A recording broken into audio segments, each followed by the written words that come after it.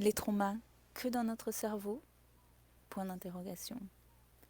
Si on parle que de notre cerveau principal, je dis non. Si on parle de nos cerveaux, là je dis oui. Pourquoi?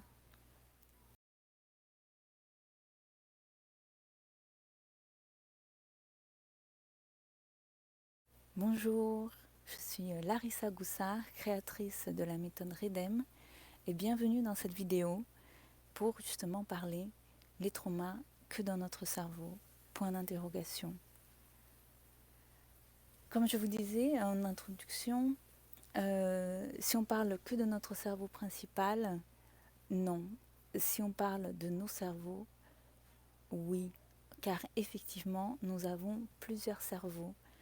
Et c'est d'ailleurs fascinant, complètement, moi ça me fascine.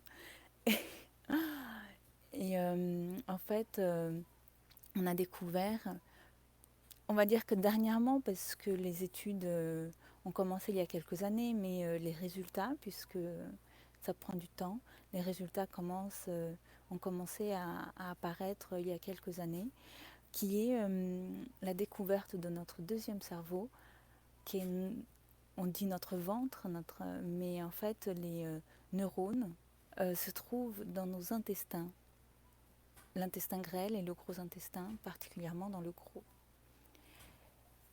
Et qui dit neurone dit mémoire, dit apprentissage, dit ressenti.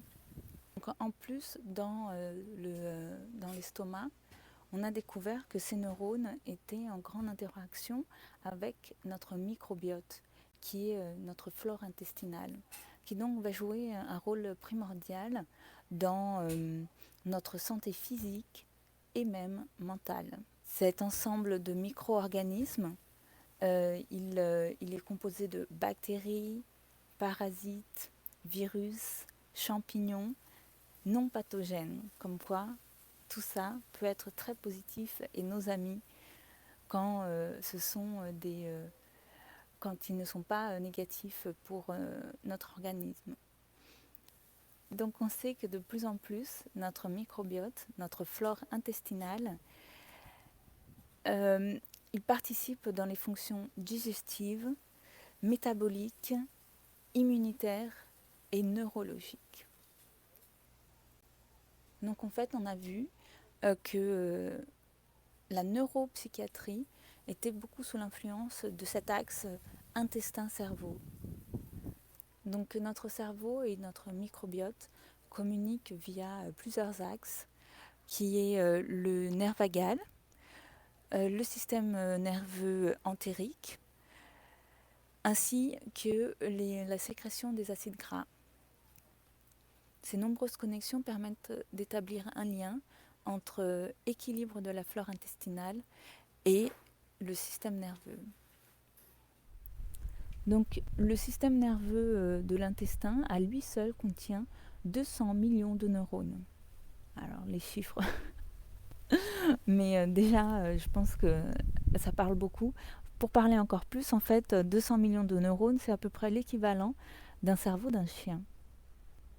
Donc le système nerveux, sa fonction première dans l'intestin est de garantir la motricité intestinale.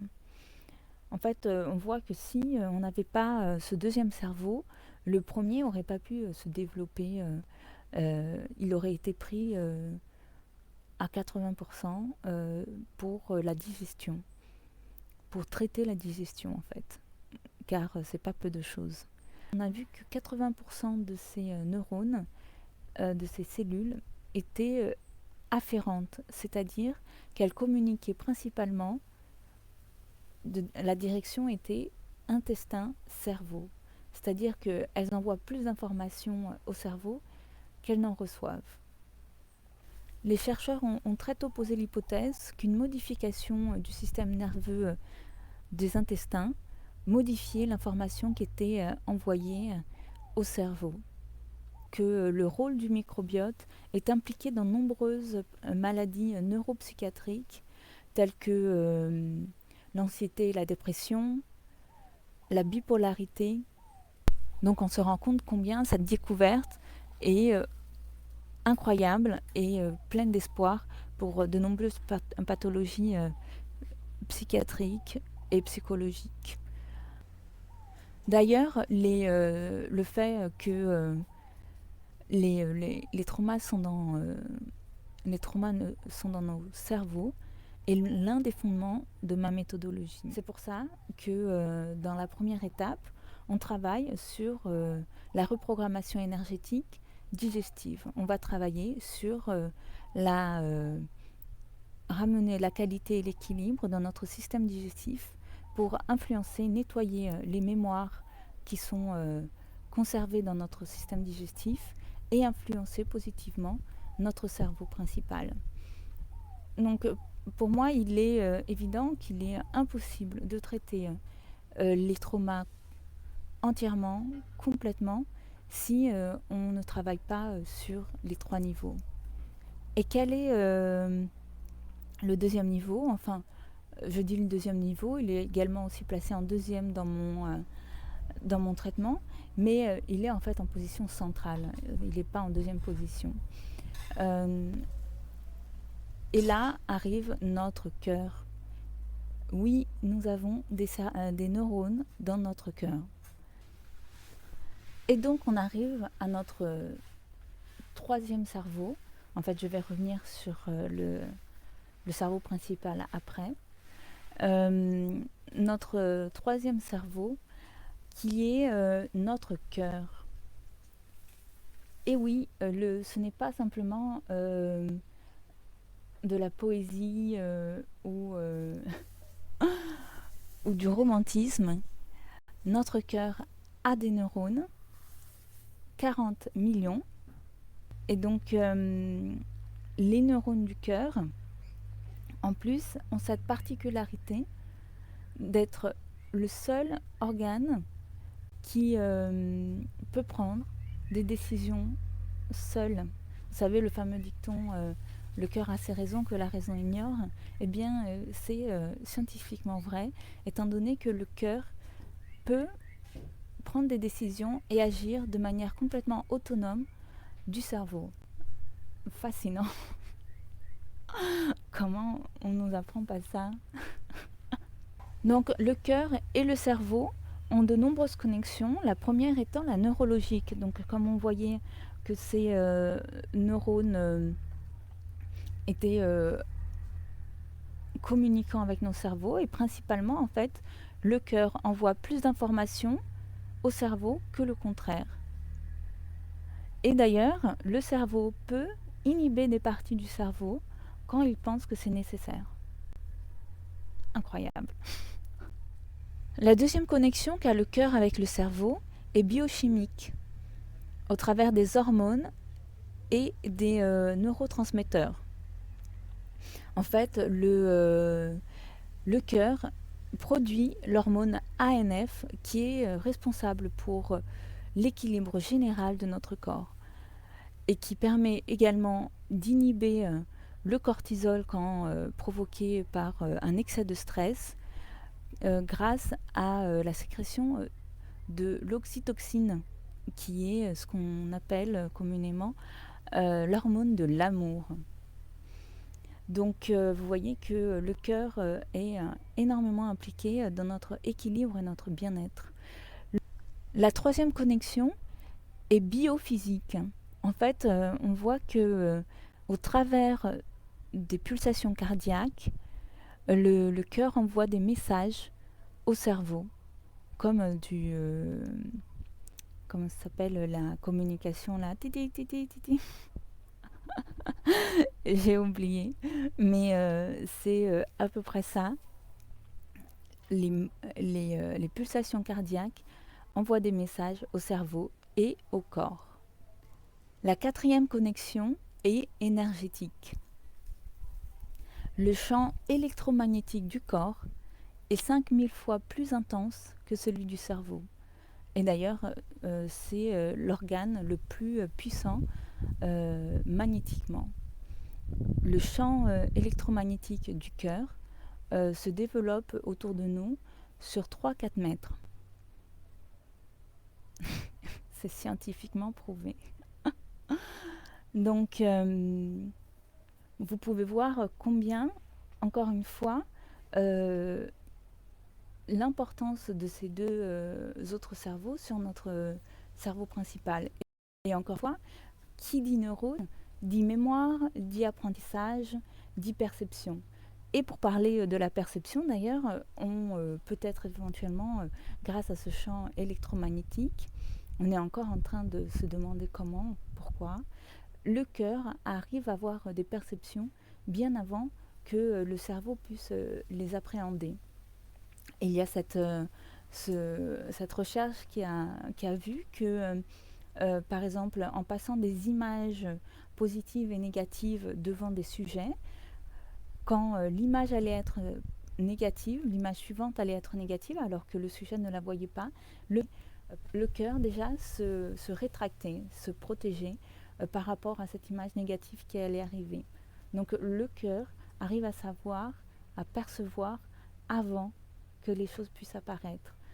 C'est peut-être plus de notre cœur que viendrait notre intuition. Donc,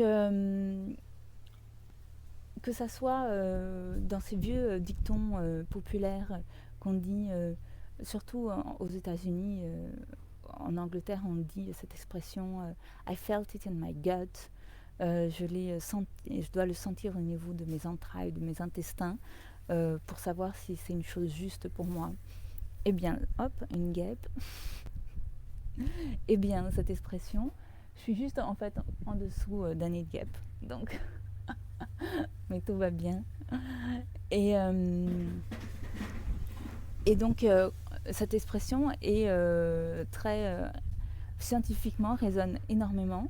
Et donc, la fameuse, comme je disais, le cœur a ses raisons que la raison ignore, puisque le cœur peut agir de par lui-même, peut contrôler le cerveau. Donc, finalement, on va finalement arriver à notre cerveau principal.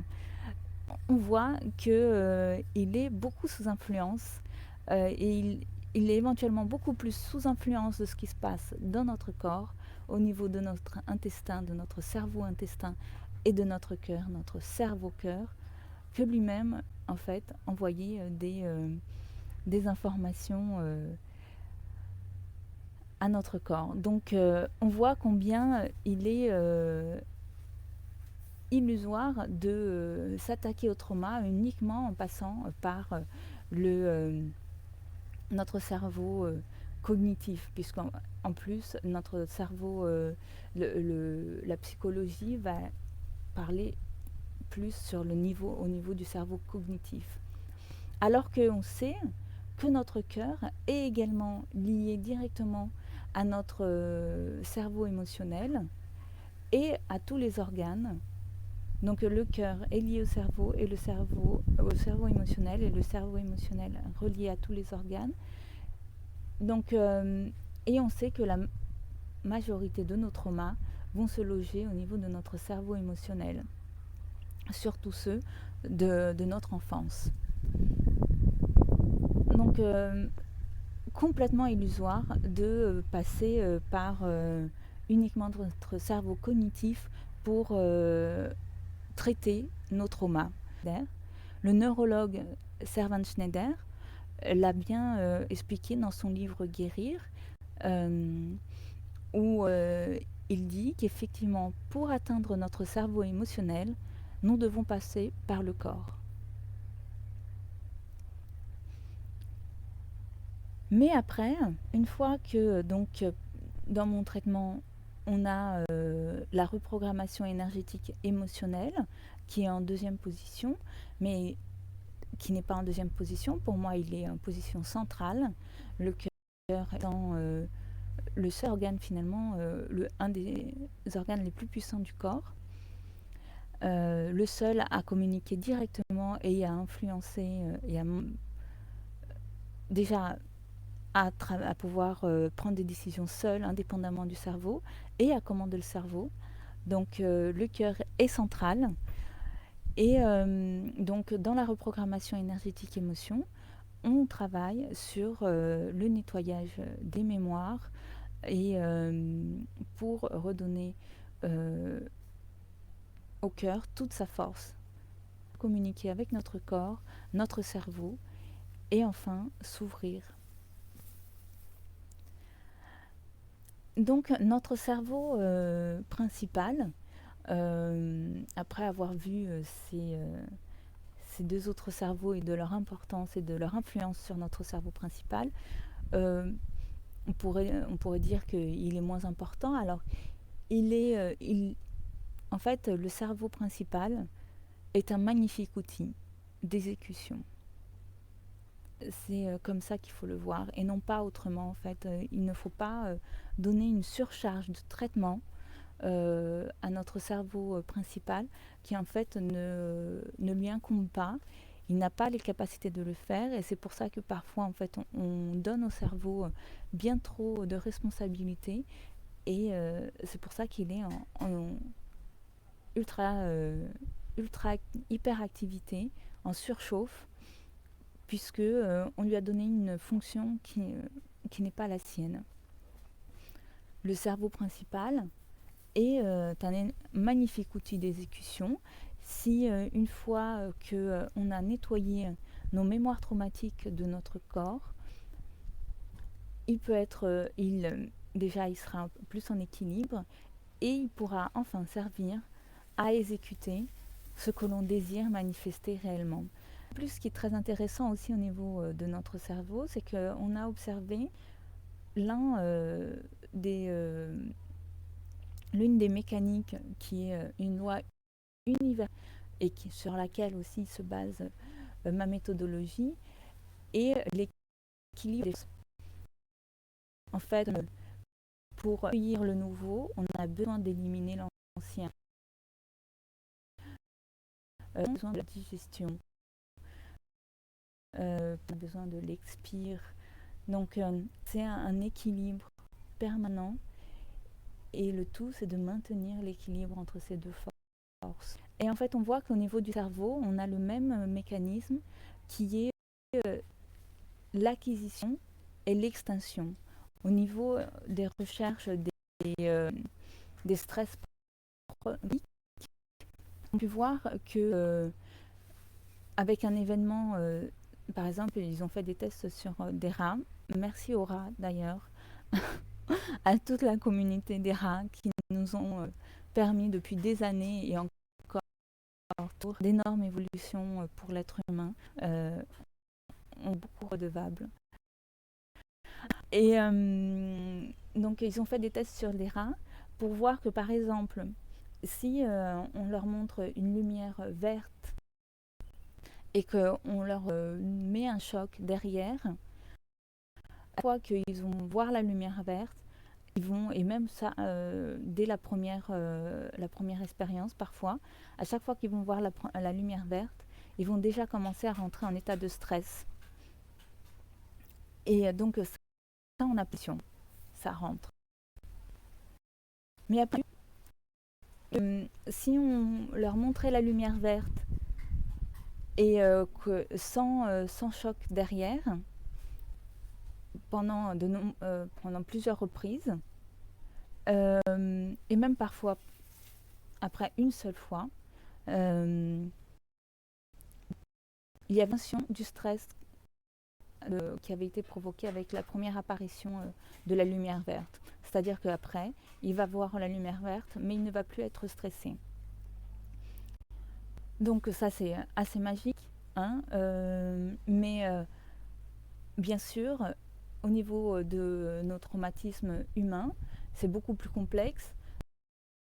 Si on arrive dans des traitements qui sont plus, c'est-à-dire que plus éloignés du moment du trauma. Donc, et malheureusement, c'est le cas. Les personnes traumatisées restent de nombreuses années en train de porter je dis non, puisque moi aussi j'ai subi de nombreux traumatismes. Donc on porte pendant des années dans le silence, dans la souffrance, nos traumas. Donc on voit qu'en fait la lumière verte va s'amplifier à la lumière bleue, et comme nous en fait tel ou tel événement, on va aussi l'associer à l'acte traumatique initial. Et donc c'est pour ça que l'extinction ne se fait aussi facilement. Il va falloir faire des nettoyages avant pour finalement arriver à la source, pour pouvoir arriver à l'extinction de la cause du trauma. Parce que sinon, on voit que justement, entre l'acquisition et l'extinction, on a ce phénomène qui apparaît beaucoup, justement, comme je disais, qui est l'évitement. Parce qu'en fait, on voit avec cette expérience que pour l'extinction, on a besoin de se confronter plusieurs fois à ce qui nous a été à ce qui nous a provoqué notre traumatisme. Donc je vous invite à cette nouvelle vision, à ce nouveau traitement de vos traumas pour finalement pouvoir se changer, accueillir le nouveau, ouvrir le cœur et manifester ce que vous désirez être et faire dans votre vie. Donc voilà, j'espère que cette vidéo vous aura plu. Si vous avez des questions en commentaire de la vidéo, avec grand plaisir j'y répondrai.